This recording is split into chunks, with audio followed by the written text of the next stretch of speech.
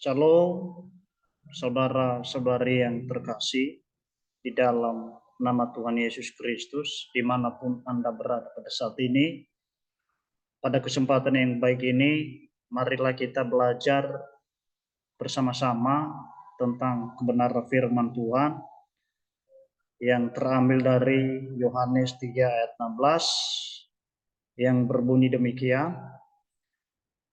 Karena begitu besar kasih Allah akan dunia ini, sehingga ia telah mengaruniakan anak yang tunggal, supaya setiap orang yang percaya kepadanya tidak binasa, melainkan beroleh hidup yang kekal. Jadi ada satu tema yang kita pelajari pada kesempatan yang baik ini, saudara-saudari yang terkasih, yang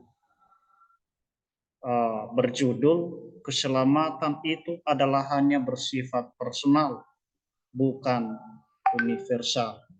Jadi saya memberikan tema yaitu keselamatan itu adalah hanya bersifat personal, bukan universal. Kita lanjutkan.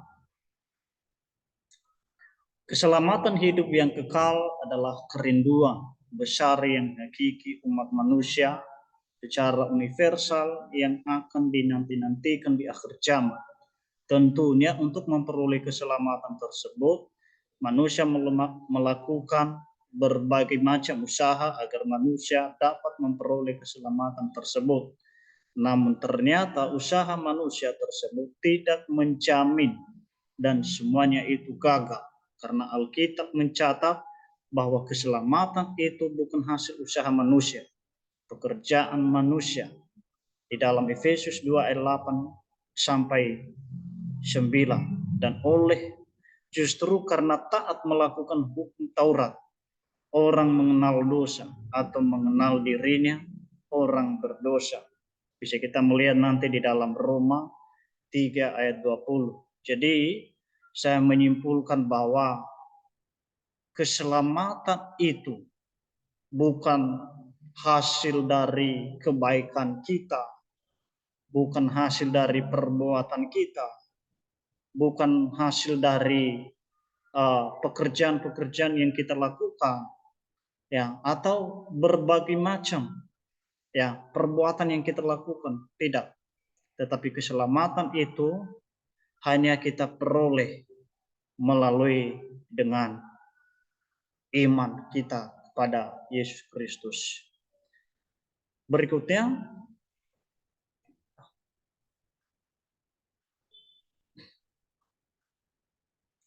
dalam ayat ke-16 ini dapat dibagi dua sifat. Ya, kalau kita perhatikan di dalam ayat ke-16 tadi ada dua sifat, ya, atau dapat kita bagi dua sifat. Yang pertama bersifat universal dan bersifat personal. Mari kita perhatikan apa yang bersifat universal. Jadi kita melihat tadi awal di ayat ke-16a, karena begitu besar kasih Allah akan di dunia ini, sehingga ia telah mengaruniakan anaknya yang tunggal. Jadi teman-teman atau saudara-saudari yang terkasih, kata akan di sini dalam kamus besar bahasa Indonesia ialah mengumumkan atau memberitahukan sesuatu yang terjadi. Jadi Yohanes memberitahukan sesuatu informasi yang hendak terjadi kepada manusia secara universal di dunia ini, yaitu Allah telah mengaruniakan anaknya yang tunggal. Yang tunggal itu berbicara tentang satu, ya, yaitu satu-satunya. Itu artinya tunggal. Ya, kalau kita aplikasikan, tidak ada di luar Yesus, yakni anak Allah ini, keselamatan selain di dalam Yesus Kristus. Itu di dalam Kisah Para Rasul, nanti di dalam Kisah Para Rasul 4 ayat 12. Sebagai wujud kasih Allah yang besar kepada manusia. Itu artinya informasi itu masih belum terjadi, hanya memberitahuan. hanya pemberitahuan, tetapi akan terjadi ketika Yesus mati di kayu salib. Roma pasal 5 ayat 8. Pernyataan Yohanes ini sama dengan pernyataan Paulus. Seperti ada tertulis, tidak ada yang benar, seorang pun tidak.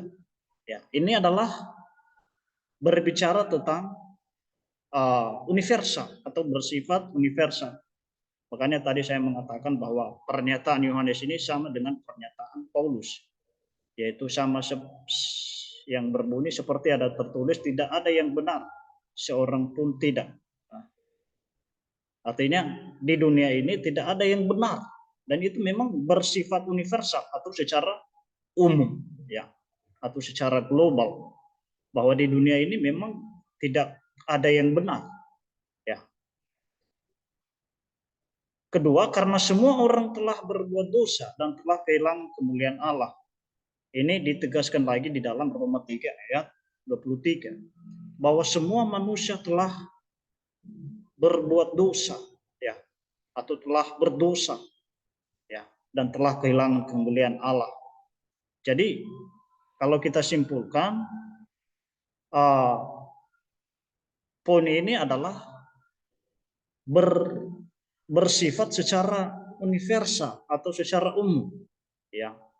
Dan ini menunjukkan bahwa yang pertama, kalau kita aplikasikan, Yohanes memberitahukan kepada kita secara umum bahwa Allah menyediakan keselamatan bagi umat manusia. Ya, Allah menyediakan keselamatan bagi umat manusia melalui dengan Yesus Kristus. Ya, melalui dengan Yesus Kristus. Kedua, kalau kita simpulkan bahwa sekalian mengaplikasikan bahwa semua orang di dunia ini tidak ada yang benar di hadapan Allah. Semua orang di dunia ini telah berbuat dosa dan telah kehilangan kemuliaan Allah. Ya, dan telah kehilangan kemuliaan Allah. Dan itu adalah bersifat universal. Ya, tidak ada satupun yang benar. Ya, itu memang nyata atau real. Ya. Kemudian kita melanjutkan di poin berikutnya, poin kedua, bersifat personal. Ya, kita melihat di ayat berikutnya tadi di ayat 16, supaya setiap orang yang percaya kepadanya tidak binasa, melainkan beroleh hidup yang kekal. Ya, melainkan beroleh hidup yang kekal. Ya. Ayat ini menunjukkan bahwa keselamatan itu hanya dapat diperoleh bagi setiap orang yang percaya kepada Yesus. Dan itu artinya keselamatan itu bersifat personal, bukan universal. Atau hanya melalui iman kepada Yesus, bukan segala macam usaha manusia yang dilakukan. Jadi kalau kita aplikasikan ini, poin ini artinya keselamatan itu hanya dapat diperoleh melalui dengan iman. Ya. Jadi tetapi orang yang tidak mau percaya, ya, hukumannya ini yaitu binasa, karena dia mengatakan supaya setiap orang yang percaya kepadanya tidak binasa. Berarti orang yang tidak percaya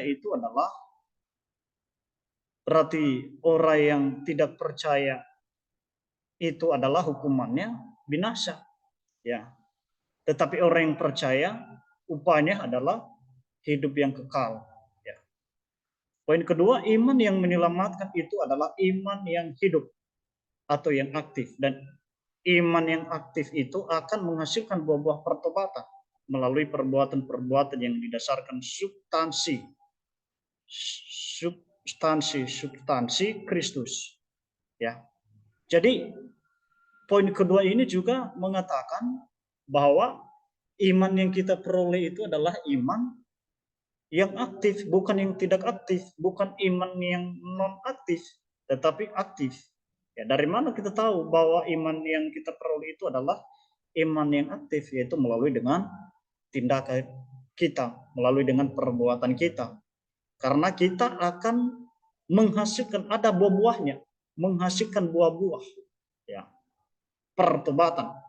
Kenapa sampai dia mengatakan pertobatan? Karena ketika kita percaya, nggak mungkin dong kita masih hidup di dalam dunia. Karena orang yang udah percaya, tentu dia mengalami yang namanya pertobatan. Dia meninggalkan dunia, dia bertobat, dia mau berubah, ya, dia mau kembali kepada jalan yang benar, yaitu kepada Tuhan Yesus.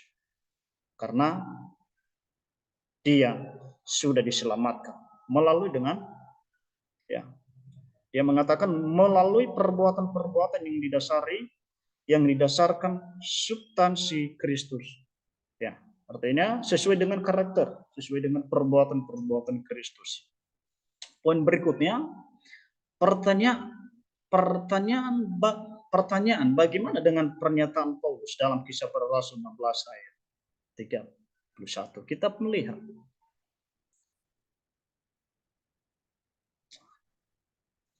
Kisah Para Rasul 16 ayat 31, jawab mereka, percayalah kepada Tuhan Yesus Kristus dan engkau akan selamat, engkau dan seisi rumahmu. Jadi konteks ini kalau kita perhatikan masih belum terjadi. Kenapa? Karena ada kalimat akan. Ya, ada kalimat akan, artinya peristiwa ini masih belum terjadi. Ya, masih belum terjadi tetapi masih diberitahukan. Ya, masih ada, sama seperti yang saya katakan tadi, masih diinformasikan. Ya, ini adalah berupa informasi atau berupa pemberitahuan akan. Ya. Kenapa pakai kalimat akan? Karena ada persyaratannya. Kita melihat di ayat ke-28. Tetapi Paulus berseru dengan suara nyaring, katanya, jangan celakakan dirimu, sebab kami semuanya masih ada di sini. Ayat ke-29, karena kepala penjara itu menyuruh membawa suluh, lalu berlari masuk, dan dengan gemetar tersungkurlah ia di depan Paulus dan Silas.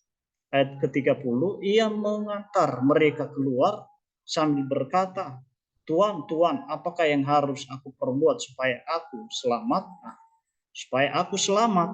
Nah, jadi apa yang harus ku perbuat? Lalu mereka memberitakan, mereka ini adalah Paulus. Ya, Paulus. Ya, ada kawannya yang memberitakan firman ini, yaitu Paulus dengan Silas. Ya. Memberitakan firman Tuhan kepadanya dan kepada semua orang yang ada di rumahnya. Pada jam itu juga kepala penjara itu membawa mereka dan membasuh bilur mereka. Seketika itu juga ia dan keluarganya memberi diri dibaptis. Ya. Kenapa sampai muncul kalimat ini, memberi diri dibaptis? Ada apa? Kita melihat di ayat ke-24, di ayat ke-34. Lalu ia membawa mereka ke rumahnya dan menghidangkan makanan kepada mereka, dan ia sangat bergembira bahwa ia dan seisi rumahnya yang telah menjadi percaya. Ini sudah terjadi, telah menjadi percaya. Artinya keselamatan itu dapat diperoleh hanya melalui dengan percaya. Jadi bagaimana kalau kita aplikasinya, bagaimana supaya orang-orang yang belum percaya itu dapat mereka peroleh keselamatan itu? Sama seperti yang dilakukan Paulus ini. Tugas kita yaitu memberitakan. Makanya tugas sebagai orang percaya itu harus memberitakan firman, memberitakan Injil, supaya mereka juga diselamatkan, sama seperti keluarga kepala penjara ini. Ya. Berikutnya, kepada Allah, ayat ke-31 sama dengan pernyataan Yohanes di ayat ke-16a, dan demikian juga di ayat ke-31, yakni Paulus memberikan informasi yang hendak terjadi apabila kepala penjara dan juga seisi rumahnya percaya kepada Yesus, maka mereka selamat. Artinya pernyataan Yohanes dan Paulus ini sama-sama. Ya, dari mana kita melihat? Dari ketika Yohanes memberitahukan di dalam ayat ke-16a tadi, dan demikian juga Paulus di ayat ke-31 ini. Dia memberitahukan ketika kita mau percaya, ya, ketika kita ingin mau diselamatkan, ingin mau memperoleh keselamatan itu, ingin memperoleh mahkota kehidupan itu, maka apa yang harus kita lakukan? Percaya. Ya, percaya. Jadi ketika kita percaya, maka apa yang akan kita rasakan? Kita diselamatkan. Kita memperoleh keselamatan itu. Ya. Jadi demikian saja penjelasan dari saya. Semoga dari penjelasan saya mengenai tentang uh, tema tadi atau judul tema kita tadi, keselamatan itu adalah hanya bersifat personal, bukan universal. Terima kasih, Tuhan Yesus memberkati kita. Salam.